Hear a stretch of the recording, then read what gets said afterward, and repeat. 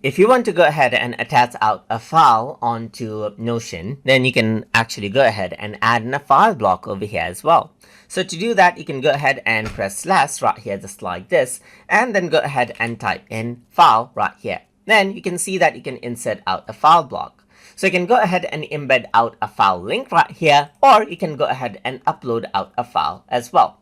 So the maximum file size is 5 megabytes. Let me just go ahead and choose a file right here, just like this, and then upload out a file that I may have. It can be any file that you wish. Simply go ahead and upload it, and the file will be uploaded right here that the other people will be able to access right here just by clicking on it right here, just like this. So that is how you can go ahead and add in a file block. So you can go ahead and type in slash right here, and then just type in file, and then choose this out right here. Choose a file right here just like this and add in a file, or you can go ahead and embed out a link as well. Let's say, for example, I'm simply going to go around onto Pixabay.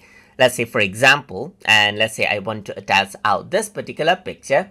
I can simply copy the image address and then paste it out right here and have an embedded file link just like this as well.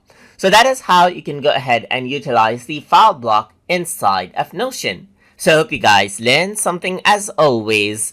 And as always, please like, comment, share, and subscribe.